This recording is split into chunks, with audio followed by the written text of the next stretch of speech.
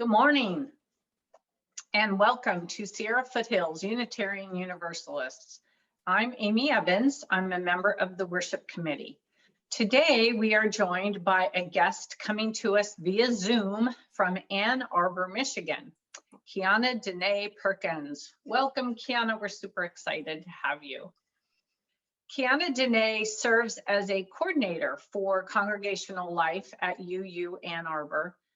I get the feeling her church is a little bigger than ours. She is also a newly accepted Star King Seminary student. That is so exciting. Congratulations, QuianaDenae. Today, she will reflect on personal narratives, life weaving, and lineage and legacy. Our congregation is served by the Reverend A.J. Van Tyne, who is available for pastoral care by phone or email. He's normally in the pulpit about 3 times a month. When he's not, we are joined by guests or members of the worship committee, and the congregation will also do service for us. It's different every Sunday, so we encourage you to come often. We're also joined for our service by Patty Leffridge, our music director, and Adrian, our director of religious education. And of course, we are joined by all of you. You are all welcome here today. In all the beauty of languages, cultures, and skin tones that come together in your uniqueness, you are welcome here. In all the ways that you express gender, you are welcome here. In the beauty that is who you love and how you love, you are welcome here. In all the varied ways you move through and interact with the world, you are welcome here. With all the religious and ethical traditions that inform your spiritual life, you are welcome here. Whether you come feeling despair or hope for our world and its future, you are welcome here.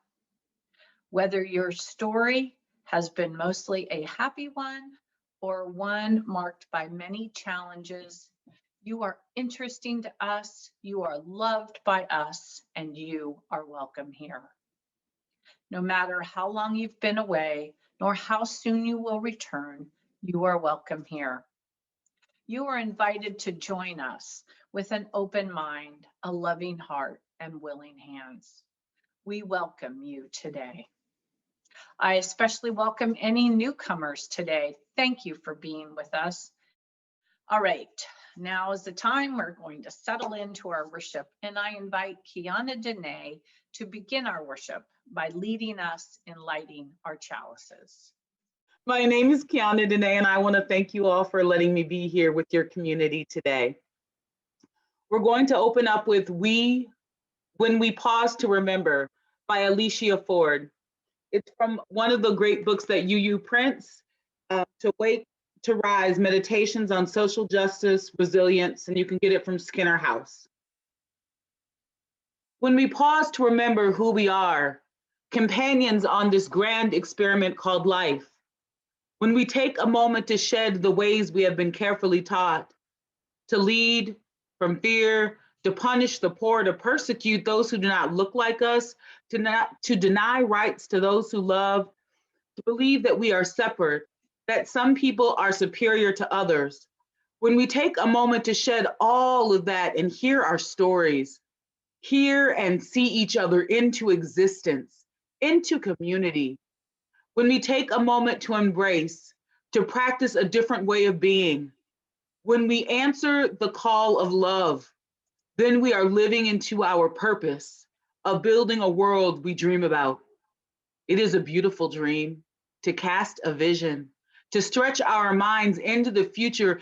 Imagine what may be if we were to build a new way of being, not some day, but beginning again today, beginning again every day that we have breath, taking courage with these hands and hearts to make real the dream of a more equitable world, to journey together, seeking to be transformed even as we transform, becoming explorers and learned in this world around us, humbled by what we do not yet know, fulfilling the promise of healing a fragmented world, laboring not just in love, not just laboring in hope, but also in love. In this spirit we pray, in this spirit we gather, in this spirit we commit. I offer to you the song We Are, done by one of the members of Sweet Honey in the Rock, as well as the GA Choir. Please enjoy.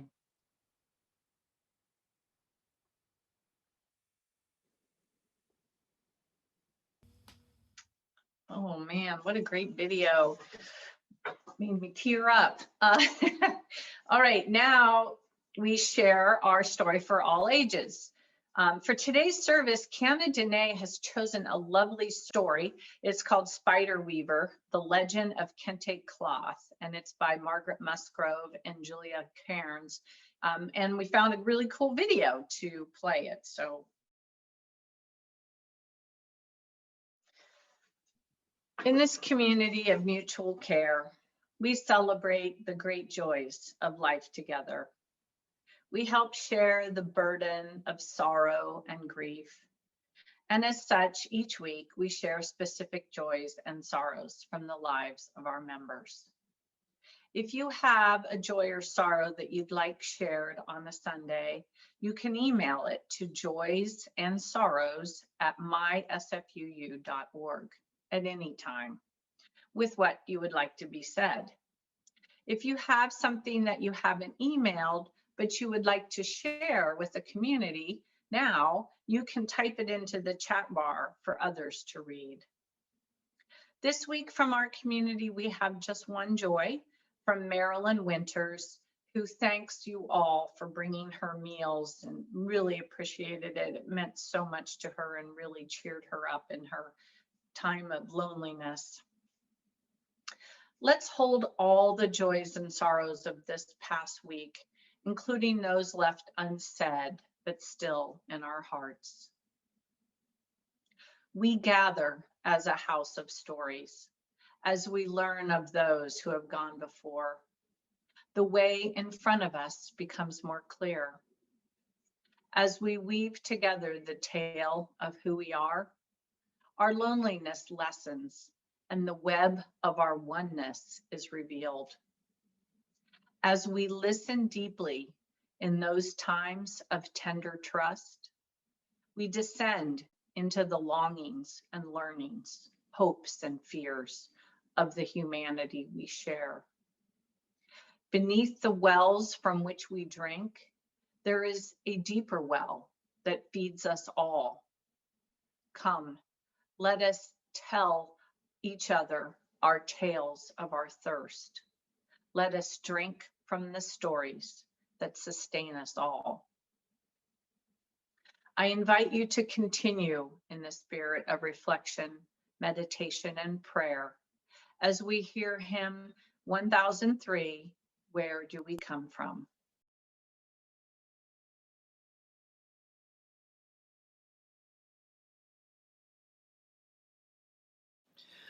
Where do we come from? Who are we?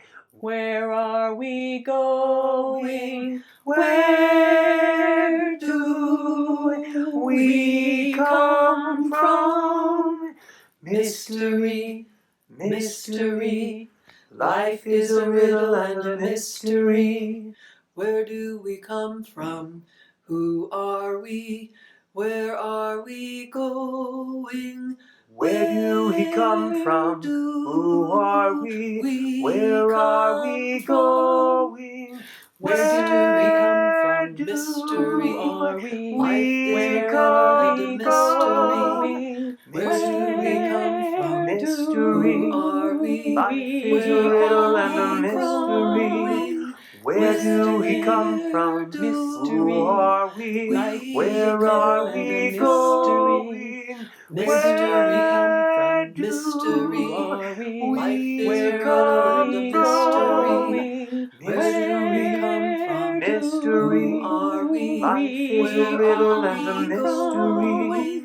Where do we come from? Who are we? Where are we going? Where do we come from?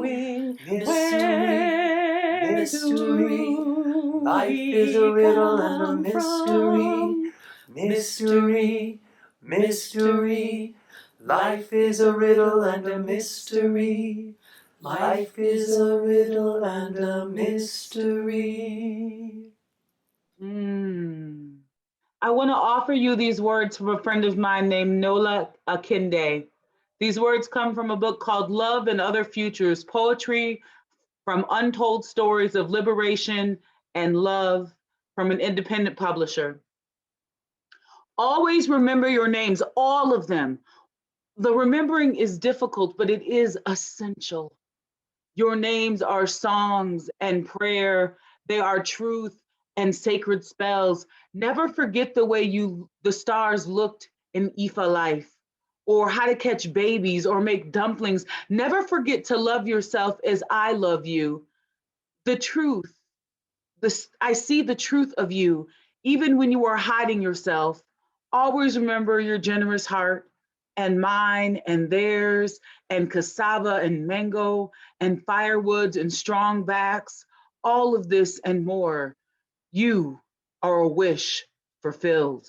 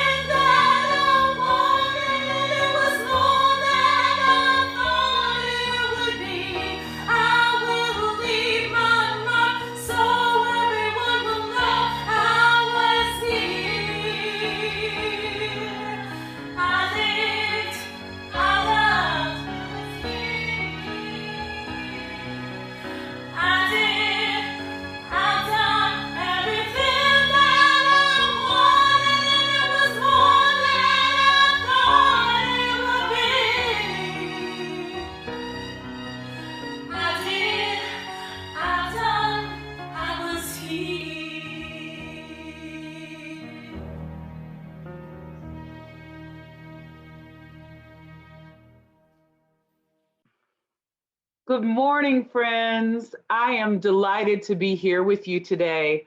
I just want to acknowledge really fast that you all have some amazing, you are a small, beautiful community, and your music person, and can't remember everyone's name, is amazing. Just as a sidebar, an important sidebar. I base a lot of what I write on music, and so to have somebody be able to see that vision and to pull it forward is a pretty amazing skill. Before I begin, I need to call my comrades, elders, and ancestors into this space to make it holy and to make it a temporary home.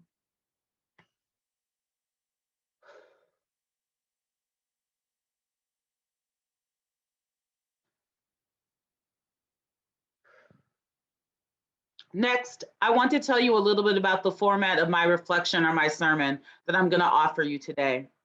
This sermon is not a standard format. You are going to hear many voices, different tenses, different energy flows.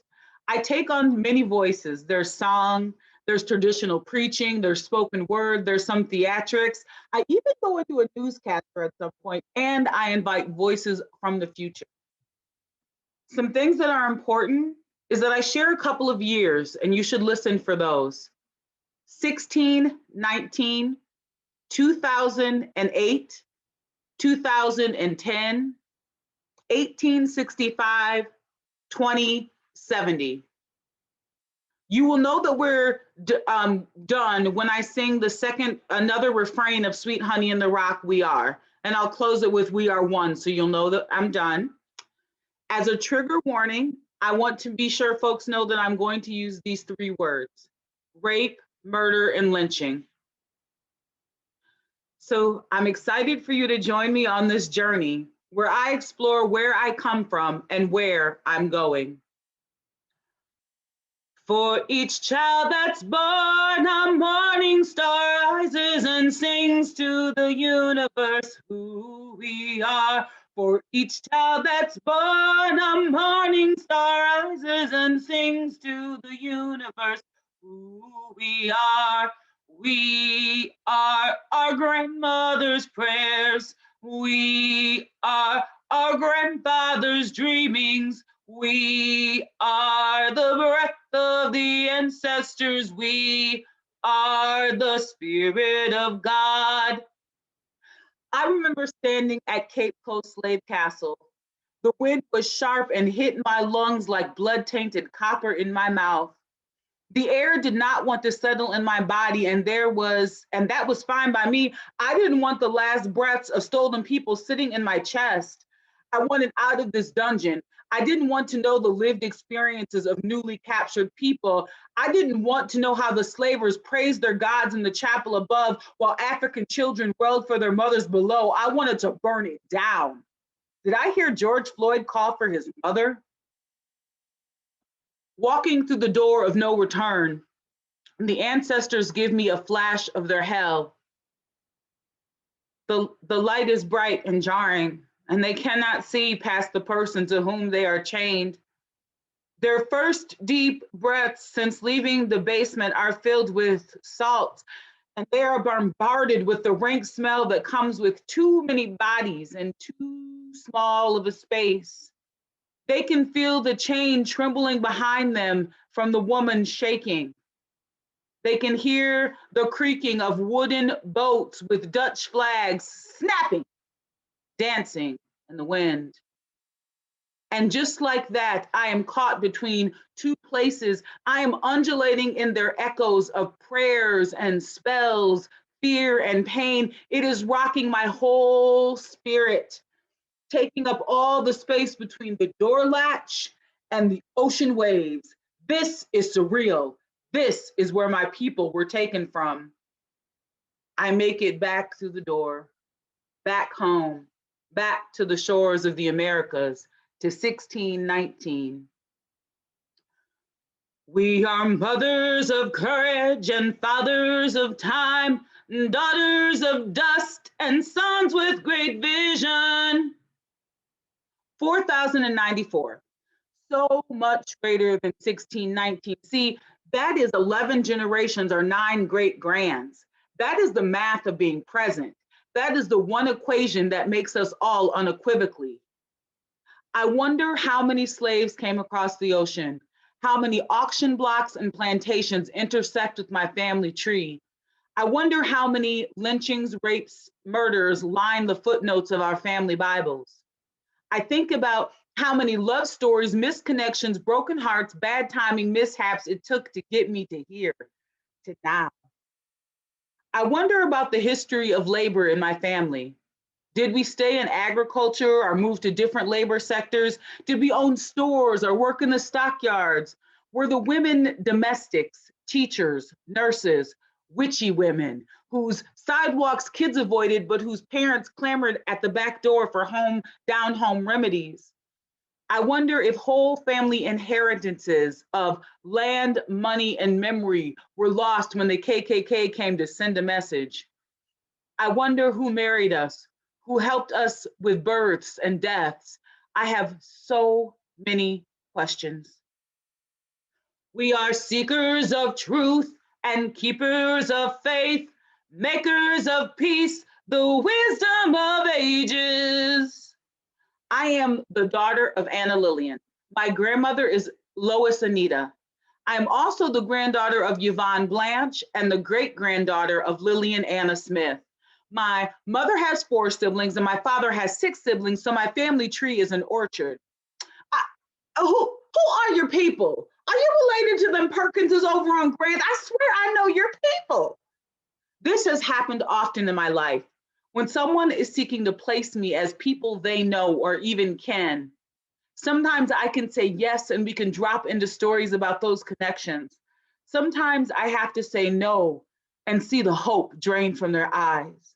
I wonder what family truth they wanted to find in our possible shared narrative. I learned early on that knowing my people mattered, that my lineage is a connection to safety, resources, and support, that knowing my people is a form of identification. See, Grandma Bonnie sent me was magic words in her project community. It slid cups of sugar through slightly cracked doors, placed cigarettes in my 10-year-old hand. It sent the mean girls scattering when I said, I'm gonna tell Grandma Bonnie. I come from a long line of bold, audacious, unapologetic Black women who owned pleasure, who laughed at pain and against all odds, which included poverty, patriarchy, and domestic abuse, found ways to thrive, to become their best selves, leaders in their own way, masters of code switch with elegance and beauty. I stand on their shoulders, humble, grateful, inspired. 2008, the year I became a mother. I was always a daughter. I was always a sister, a niece, and a cousin. Those labels came with first breath. Those were always. But see, this new title was one I prayed for, planned for, couldn't wait for. She made me a mother. I felt so honored and chosen. I was somebody's mother. And then in 2010, I did it again and added a son to the mix. I was 2 people's mother. I was 2 people's primary role model for being a human. Oh, what did I know about being a human, let alone a good human? But let me tell you, friends, 13 years in the game, and here's a 4 to 5-ish things I know now to be true. 1, I am a human. I have a whole range of feelings, truths, and experiences. I cannot stop, hide, halt, or pretend them away. I have to present a whole human if my kids are going to emulate a whole human. I'm not saying they get ringside seats to every aspect of my life, but I do share the fantastic and the mundane on an age-appropriate spectrum. It's okay for them to see me cry because they cry. It's okay for them to see me tired and have rough moments because you know what? They get tired and they have rough moments. We are each other's human mirror. We center grace and humility and then extend it in all directions. 2, mimic. They are human parrots. They see A, they do A. They hear B, they say B. This was hard for me. I needed to do adult things they could not or should not mimic until they were older. So I had to get really clear in my communication that there was mama words and behaviors that they could not do till they were older. A great example, cooking on the stove or driving, but others were a little more nuanced, like curse words or crossing the street in the middle. My daughter hates when we cross the street in the middle of the block. It's one of her mama pet peeves. And let me tell you, I am parenting question birds. My kids will ask questions and seek to understand everything. The accountability they require for me as they discern what to mimic is real. 2.5, we're going to apply our theory of mimic to bodies and relationships. Here's the truth, y'all. How I talk about my body, how I move it, use it, celebrate, guess what? That is exactly how my kids will engage, talk about, move, use, and celebrate their bodies.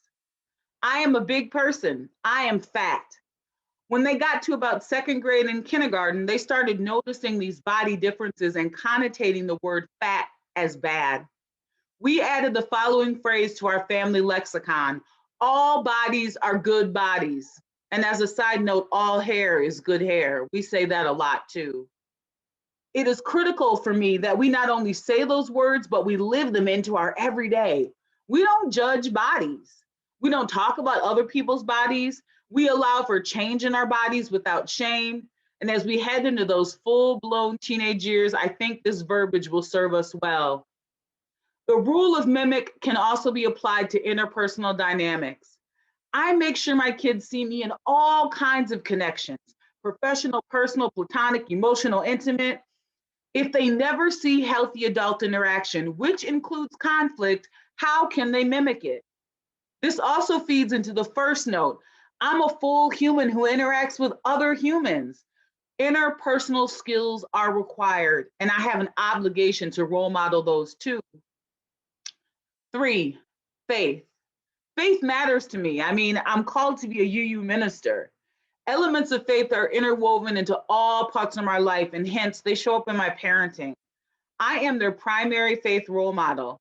At times it can be passive and subtle or aggressive and detailed, but I just see faith as one more tool in their toolkit. I will give them the tool, I can role model how to use it, but they will decide when, if, or ever they use the tool. Do I want them to use it? Yes. But they are autonomous and have to make choices based on their experiences and needs and not mine. Number 4, exposure matters. Culture matters, Blackness matters, queerness matters, nature matters. We explore all kinds of learning environments, we engage and we stay curious. Within the bounds of safety and resources, we be out in the world, y'all. Our collective family existence is rooted, deeply rooted at the margins and at the intersections, but we are not victims or hostages to that reality. We thrive to extend our branches of the tree of knowledge up, out, and beyond and over our ancestors' wildest dreams. Now I'm going to detour for just a second because I want to make a point. Often, as Black faces in spaces that have been coded white, for example, camping, we get a lot of odd stares and comments. I did not know Black people camped. I need to tell y'all, we belong here, we belong there. A river, a park, a hiking trail, and a kayak, foraging for mushrooms, name it, and we belong. If you come across a brown or Black face you weren't expecting in a place that's coded white, for example, your congregation, smile and keep it moving. I cannot tell you the number of times I've had to justify our Blackness in coded white spaces to white people who walk away unfazed by their comment, while I am left to explain to my children that we have the right to exist and the freedom to go anywhere. Does 1865 ring a Juneteenth bell for you? It's not a good look for you, and it changes the experience for us. Stop this. Now back to our sermon. Where was I? Lessons on mothering. I have so much to learn about being a mother, about navigating my own life so I can help my kids navigate theirs. And I can honestly say I am scared most of the time. I am the mother of 2 Black-bodied people. I have to teach them so much if they are to survive and even get to thriving. And right now we are eating ice cream on a park bench and talking about birds. We are more than Black pain and struggle. We are also Black joy and excellence, and they need that mirror too. Thank you, Weatherman Zoltan. Thank you for that amazing weather report. Now, for those of you who are listening, today is May 2nd, 2070. Starr King School of Ministry has just awarded the QuianaDenae Perkins Scholarship for Innovative Ministry to a handful of students. There'll be remarks from the school's president, A. McDonald, and then QuianaDenae Perkins' daughter, her name is Abijah. So I'm getting that in my ear stream. Give me one second. Oh, I think it's coming through. Oh, Hannah, I'm Miss McDonald. I first met Reverend Dr. QuianaDenae Perkins in 2021 as the Blueberries youth leader. I remember how she listened to our ideas and incorporated our feedback into programming. When I got older, she was my OWL mentor, and she never left my life as a friend, mentor, and auntie. When she took on the role of president of the UUAA, she motivated our denomination to be innovative with community-based ministry and expanded our family and adult faith formation programming. After 7 years in that role, she moved into academia, where she was a well-known professor at Katie Geneva Cannon Center for Womanist Leadership. Her legacy to our faith and beyond is still being felt today. She pushed us to live more fully into the 13 principles with pride and integrity. Thank you, Reverend Doctor, for your service.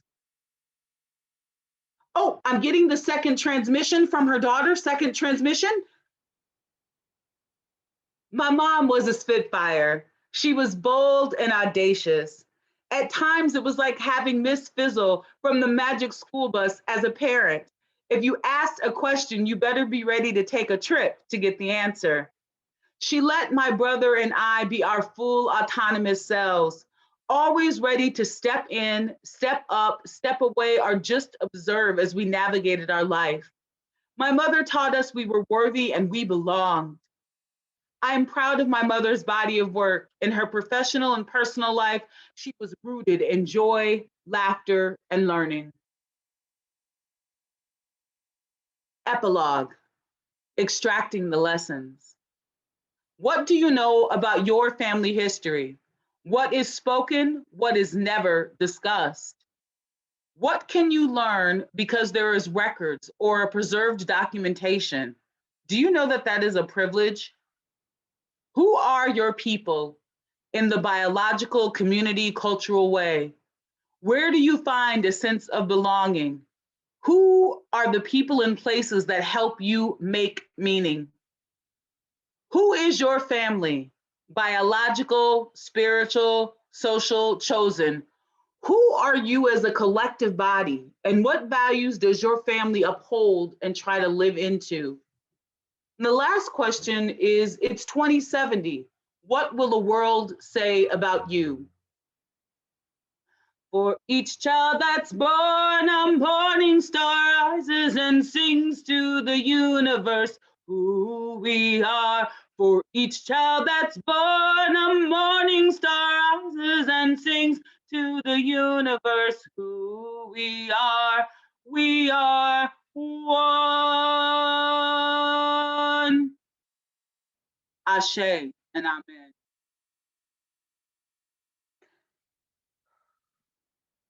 We're going to play a song called Oh Ya Ya.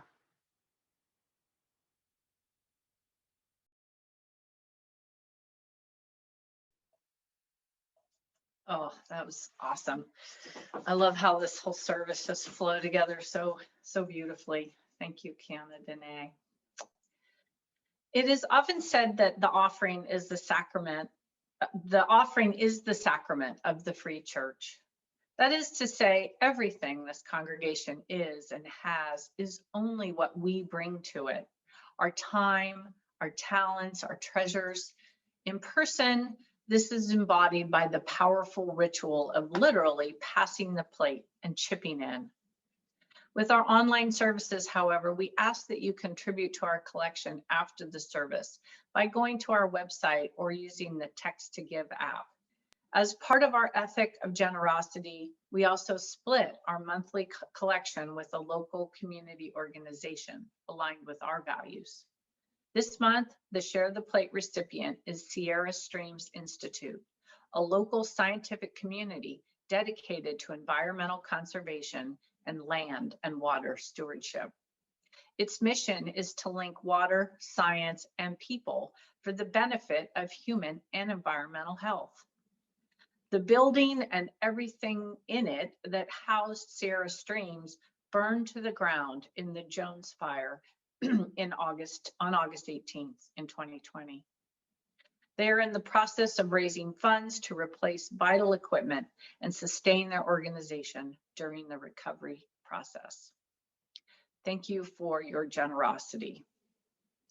Now I welcome QuianaDenae to lead us in our benediction.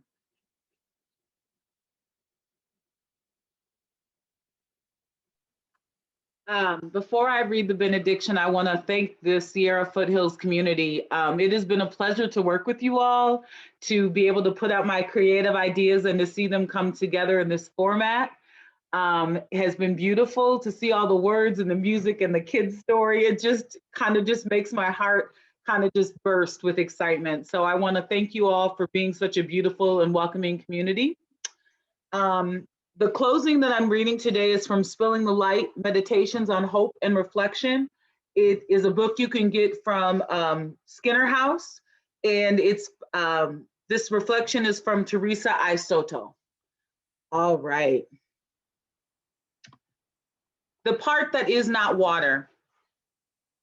The part of the clouds that is not water are pieces so tiny that no human can see them. They float so fast and easy that weather scientists identify them as aerosols. Don't fall asleep because I said a science thing. I want you to remember that all around you, dust, atoms, and other tiny things that hold the world together are doing dances for you. Without the tiniest speck of dust in a perfectly clean air, a cloud would even struggle to form. Which is true of everything you want to grow. It must start small. There are people who will tell you that this chain reaction of events is one on which everything for them rises and then falls. The smallest dust, the cloud, the rain, allow the earth to drink, to grow food, to feed the ecosystem, to fill the rivers and lakes from which we drink. The part that is not water is the tiniest dot of dust. On this small and humble thing, we find everything does rest. Ashe and amen, friends. Please join me in our closing words to extinguish our chalices. As we go forth, may we carry the flame of peace and love until we meet again. Blessed be.